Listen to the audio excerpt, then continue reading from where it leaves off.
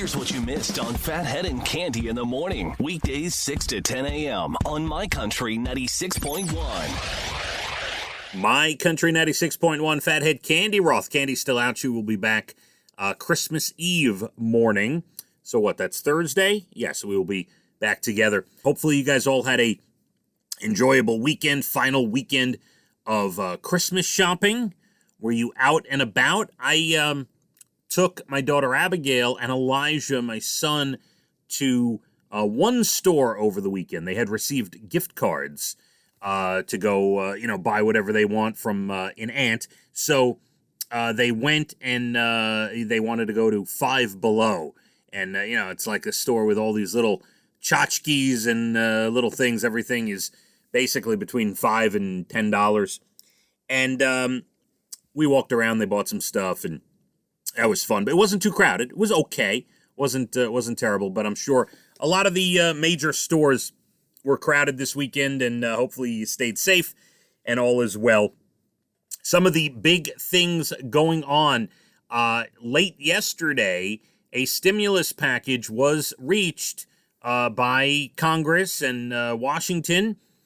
They almost, they agreed on, I guess the bill is close to $1 trillion. It looks like it's $900 billion, if I'm reading this correctly. And you will have the same stimulus as last time, except it'll be cut in half. It does include stimulus if you received, and it looks like the qualifications for the stimulus are the same as last time. The thresholds of how much income you make and all that, except instead of $1,200 per person, it's $600 per person.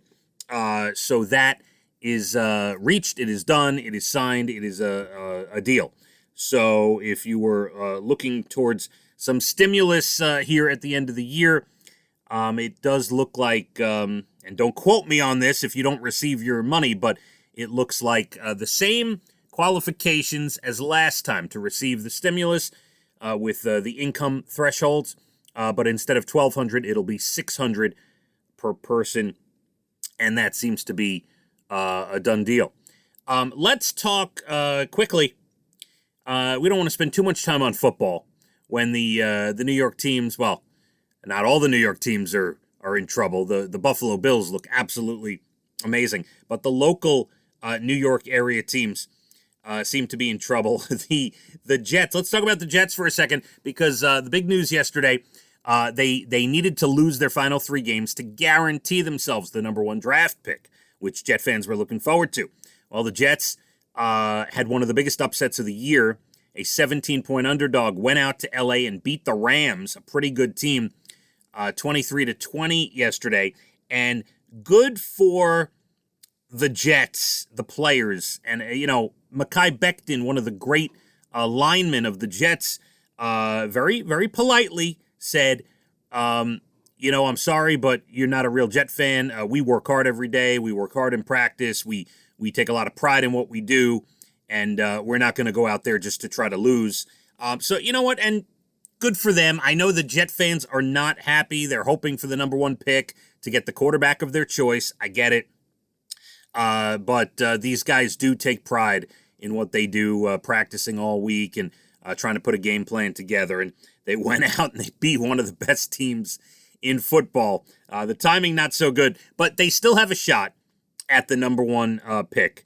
They just need the Jacksonville Jaguars to win another game in their last 2. So we'll see. And the Giants, not good. 20-6 losers last night on Sunday Night Football, and the idea of them winning the division title is getting less and less as every week goes on. So we do have the Buffalo Bills, though. Listen, I'm kind of impartial here as far as I never was a huge Jet fan or a huge Giant fan. My father is a big Giant fan.